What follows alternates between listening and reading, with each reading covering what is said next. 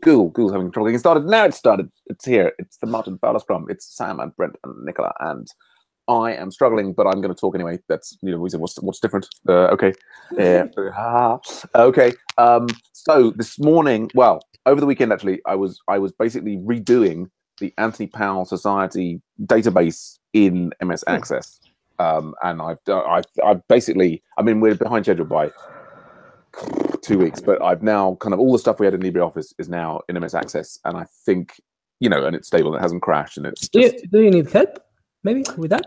Say again? Do you need help with that? Well, I mean, you know, I want to do X thing. Yeah. I mean, that help would be useful. The challenge that we have there is, you know, working as a group on it. But let me talk about that more at the end. Let's bring it up again at the end. Yeah. Anyway, so some progress made there. A new schedule sorted out.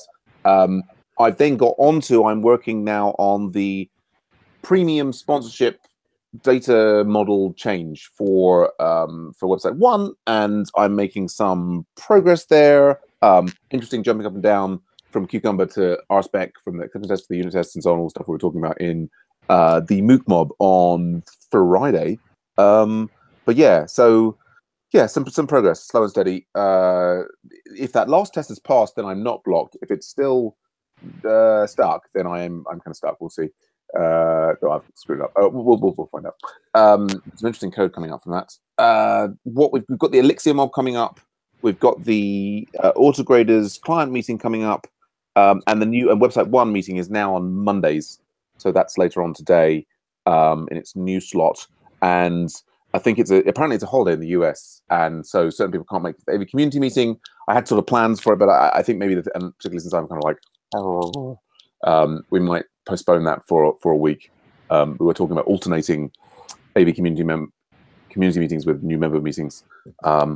Yes, so things basically under control. Let's move on to Nicola. How are things going with you? For me, I think I've done some merges on local support and website 1. Website 1, I think that it was the PC sham for Postgres, and on local support, Capybara, I think. Capybara WebKit.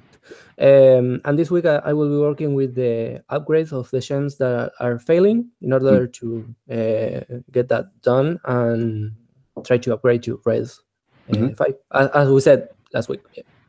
All right. Yeah.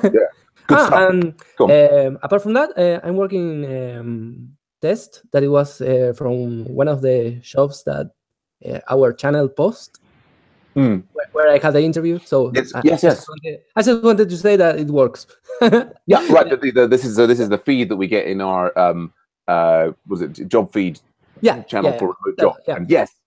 Well, you know, and we need ambassadors like yourself, Nicola, who can get out to tell people and say yes, it works, and get more great people like yourself and Brent to join us, and we will all have more fun and great stuff. Reminds me, just 2 quick things. One is I did push out the upgrade to the devise stuff and also some performance changes to website 1, and we haven't had any performance errors over the weekend. So we'll talk more about that in the website 1 meeting. And was there something else I've forgotten? Anyway, that'll do for now. I'm just butting in. Let's go on to Brent, because it's Brent's turn. Brent, how are things going with you? Yeah, I'm good, thank you. I reviewed some of the open tickets in Pivotal Tracker for local support over the weekend and reached out to people who are working on them for updates. I think a lot of them I'm going to close off today, or at least move into the accept reject, because I think most of it is on the live site now, so I'll do that. And then the rest, I did a refactor pull request to do one of the refactor tickets. And then since then, I've been working on the API client testing, and just for async version. Yeah, so I'm making progress, but I thought I was okay with JavaScript, but the scoping of when using Mocha seems to be really weird. So when you're creating callbacks, which the client does, you can't seem to access any variables outside of that callback. So if I want, because what I want to do is this one clause is one test or one expect, but because I'm creating a story and we are actually touching the endpoint, I want to get the results of that create story into some variable that I can then access in future it statements. But it's just not working. Okay. Yes. Well, we could. That sounds like a bit of a block. We could have a look at that. Yeah, that's fine. Yeah, if we've got time. Yeah. Anything else on your mind? No, I just want to get. I've got a pairing session with Paolo later today to do some more on the async mode API client, and then I've got the Phoenix pairing session with Federico. So, but no, I'm good, thanks. All right, top stuff. Yes. So I think that's Scrum done. In the background, yeah, actually my test has passed, so I'm not blocked. That's good. I'll just mention so briefly the Anthony Powell Society, the paid project. The challenge with collaborating on it is that both with LibreOffice and MS Access is we end up with kind of a monolithic, just single file, which represents the database, the UI, just the whole thing. Yeah. And so it's I mean I've now got Dropbox kind of regularly backing it up, and I like, but basically when anybody opens it to do any edits, it like locks it, and so in principle it could be something that one would collaborate on, but we can't do the kind of fine-grained collaboration that we can do using Git. Although out of interest, Nicola, have you worked with Access before? No. I mean, no. I'd be very happy to. If you want to get set up sometime, I'm probably going to have a bit of a break from it this week because I've kind of like burnt myself out. But next week, if you're interested in seeing, I mean, I've got also the other thing is now I've got to work on my other computer, but I've got a lot of blogs that I've been doing about the process of it, and you might be just maybe I can just pass you the blogs and you can see some of the flow about them. Might be interesting, but cool. Yeah, it's an interesting. I mean, part of me is sort of frustrated to be in that Microsoft world. At the same time, like the client has such strong expectations of that there's this sort of form of system which is common across. There was OpenOffice base, now LibreOffice base, MS Access, Lotus Approach, which is what they used to use, which has been phased out, and it's sort of almost they're so used to that it's almost difficult to offer them anything else, or at least I feel like there's a quick win there. Anyway, that's more chat for another time. But it sounds like Brent, you've got Mocha trouble. Do you want to share your screen and show us some code? The thing that you were describing before. Yeah, I can do. Just bear me a second.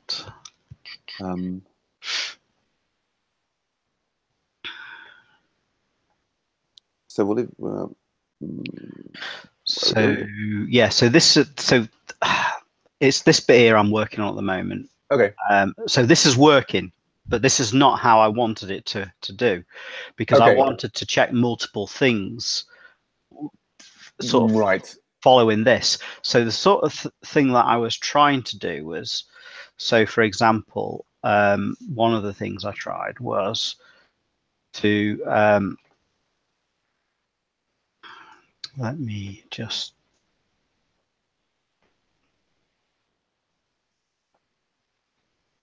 For example, so what I was then trying to do, so was creating our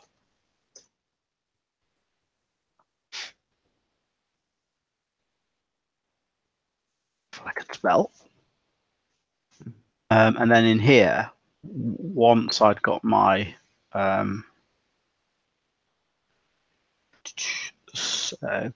actually, I think I know what I know what the problem is now. I think I've just fixed it myself. Oh, yeah. Nice. I think it's this. It needs done. Very possibly. I guess for the context here. So at the moment, the URL that you're hitting here is like example.com. So it's not. No, it's not. That's just me. That's just my news story. I'm sorry. Yeah, I get confused there. Yeah. So right. So this is going to hit the real test server. Yeah. So it was working before, like you saw down here with the old code. But the idea is that I wanted to have multiple it clauses to test individual things rather than have to check them all with inside the callback. Right. But it wasn't working. But what I've just thought about, I think that if you do this, no, you can't do that. Okay, ignore me. Yeah, I mean, so they're there in that describe block. You've kind of got that client.create story that's sort of there and be run. Is that something that you kind of want to be a before all? Yeah, so I've tried it in a before as well, and so I'd also, well, I only want to run it once. That's the key thing. I don't want to run it multiple times. Multiple times. Yeah, yeah. No, I understand the desire. You've got what you want to do is you're maybe getting back a response, and there's certain a number of properties of the response that you want to check. Yes, right? And you want to check them all individually. Yeah. Yes, and I think it's.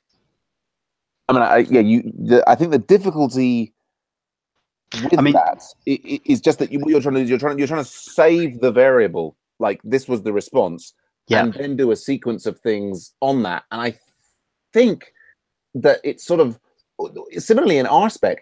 It's not really with a testing thing. If you're breaking them out as separate tests, it kind of wants to run the setup each time. Do you know what I mean? Yeah. I know what you're saying. You're like, oh, I don't want to overwhelm the testing server with these. Well, the problem is you're gonna. You see, for future tests, I need to know what ID to go and pull back.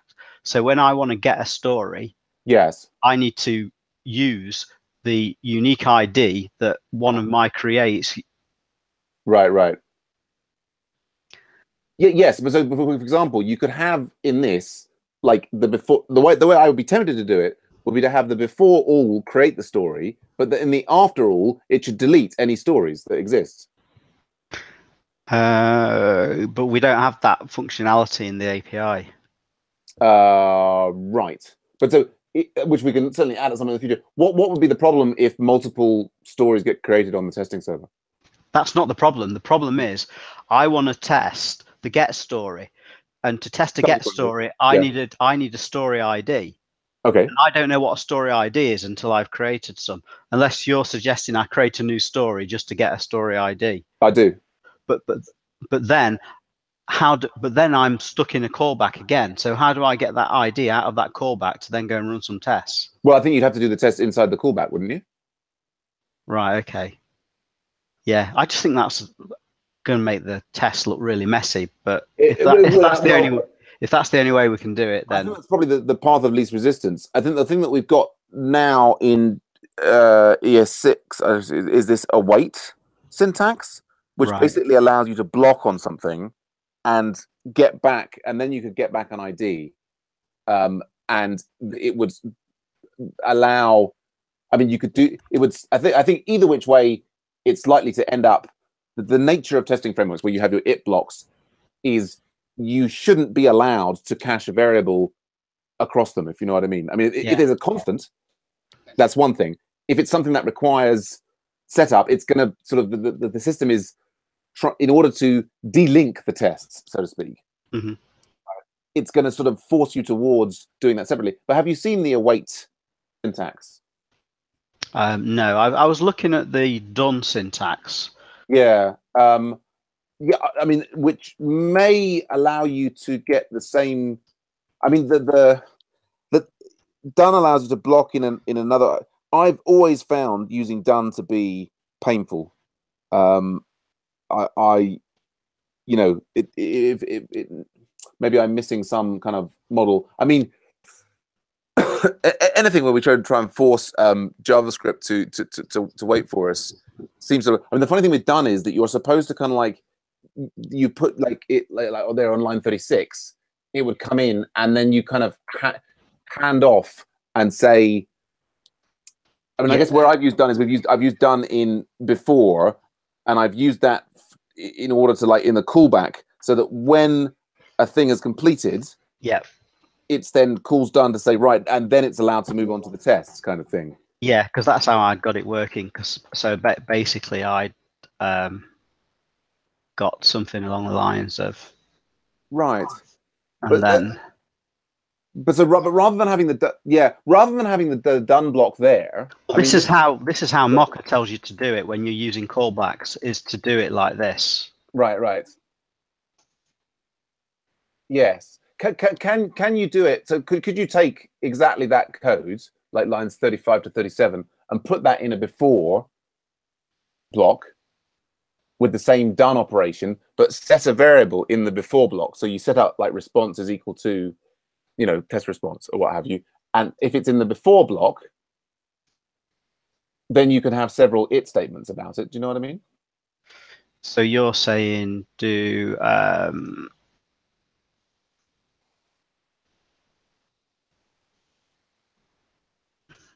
yeah, and then instead of the expectation on line 33, you could just have, you can set like test response equal to response.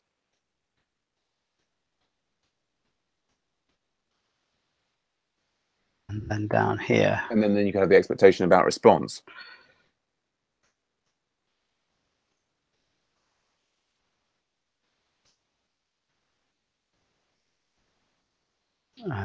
Is it status code yet?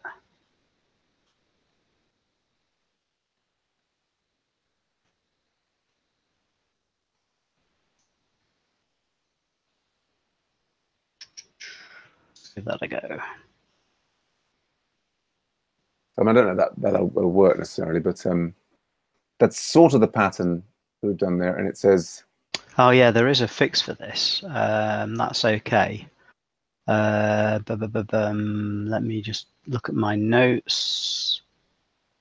The is a fix. So I think you do something. What? I think you do something like this. I was going to say, should we just remove the done from line 40? Because I wonder if like having the done there. Yeah, but I think that timeout, you have to do something along the lines of. Oh, okay. Just it's a slow. Fair enough. Yeah.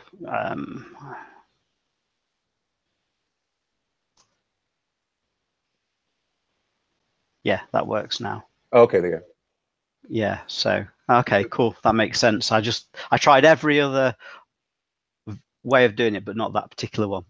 There you go. Well, and if in case you're interested in another one, another possibility is to use this await syntax, which you might even just sort of try to see if you like it, where here you can just say await the client.create story, and you can kind of actually have it return something. Right, okay. As long as that create story ends up being a promise. But so, I mean, here, I think it wraps it. It's like here, look, we've got a function, that function returns a promise. You might have then set up with promises. Anyway, I mean, that's another, that's another way that I've seen being used to clean up code. But I think if you've got that working now, then that's solid. Cool. Yeah, no, that's great. Thanks very much. Unblocked. All right. And Stamatios is also here. Hey, Stamatios, how are you doing?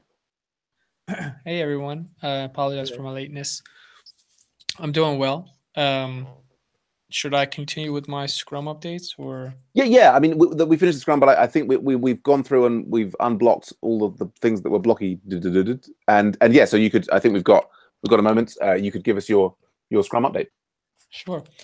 So unfortunately, I don't have anything at the moment.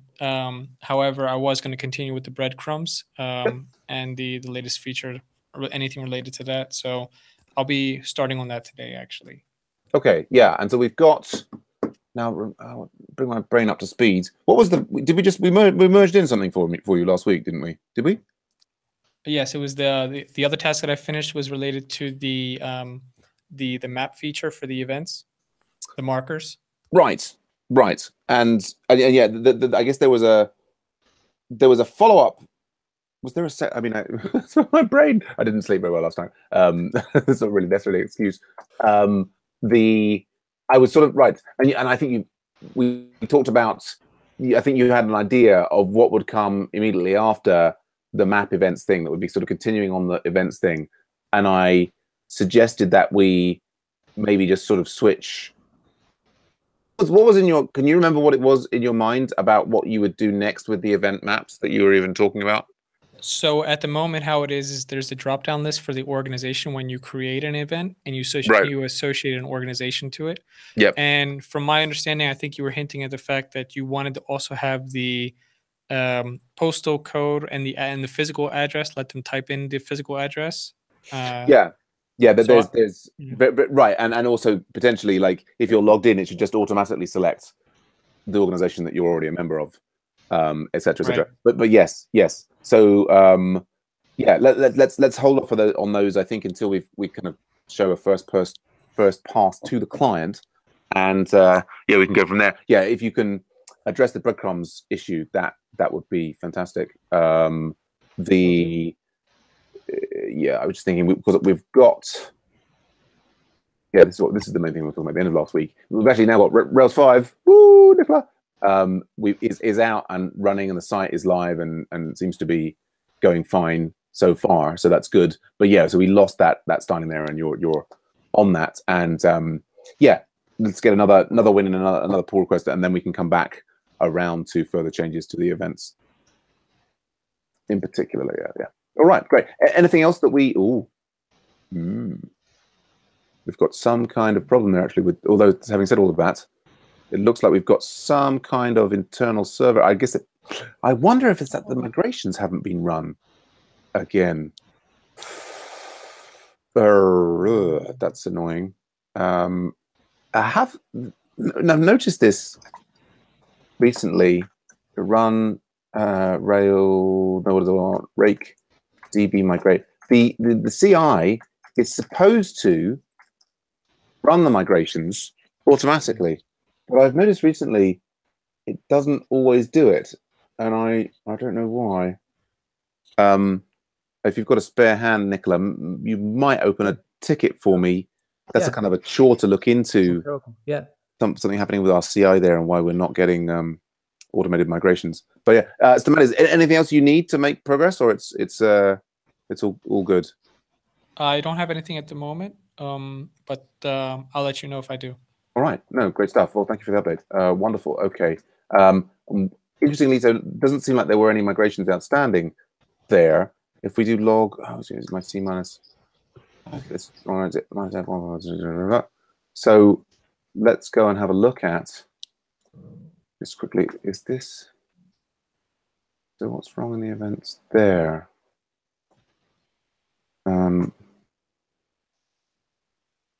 Okay, not seeing any errors there.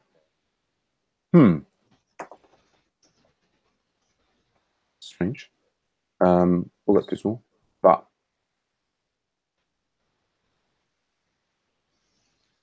that's weird. Okay, I'm looking at the production here.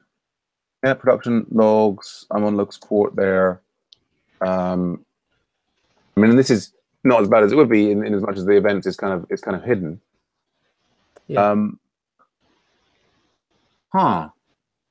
It's getting a load of stuff. So maybe you could, Nicola, if you've got your hands on, undefined method longitude for nil class. That one. That looks like the issue. So this is the kind of, I guess that this is now, I guess we've maybe pushed out your code, Stamatios. And so I think we've found that there's a circumstance that we're seeing with the production data where, I don't know what context that's occurring in, but this is the kind of thing why we wanted to not push on with this, is we want to get this out and sort of deal with the fallout of the work done so far. So I'll open a bug ticket there, and Stamatis, if you're interested in taking a little look at that, surely that would be very helpful indeed. So we've got, this is like nil class failure for events on production. I'll pop and probably just from looking at the stat trace, I imagine you can probably work out what's going on and maybe put a test. So the key thing then is to put together a test that replicates the same issue, and then add the code which then makes the test pass, and then we can roll it out to production. I guess we can have a quick vote on this one. since we're here, and you know, ideally, our rule of thumb is we get things voted on. I'll put this in local support. Not easy to see the stat trace there. Oh, go on. Here we go. I'll come back over here where we can perhaps see it more easily. Now I'm in the way. Get out of the way. Yeah. So, any questions about this bug? No. No, don't think so. Okay, so yep, I've got the so if we might then vote in local support on how difficult we think this bug is going to be to solve.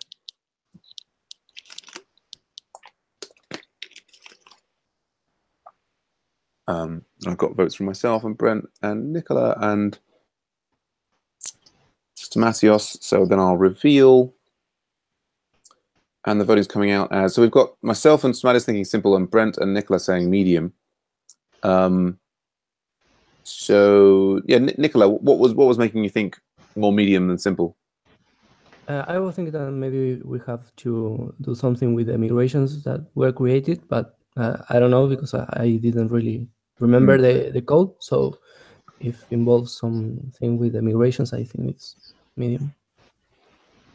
What about you, Stamatios? You were thinking simple along with me. What was your reasoning there? So just looking at it on face value, it looks like there's some kind of a condition in the model which is not being tracked. So I figured it would just be a quick fix. Nice. Yeah, I'm tempted to. It seems like there's a situation in which, like on this chunk of code here, I don't do that. Is on event 37 where it's basically it's calling longitude on a nil, and probably it can be fixed just by defending against the nil. Or I mean, that's not that, you know, we can look big picture, but I suspect it's not going to be related to the migration. It's more to do with the logic. There's certain circumstances, you know, where it just you can't call, you know, with the production data. There's like a wider range of different bits and things coming through.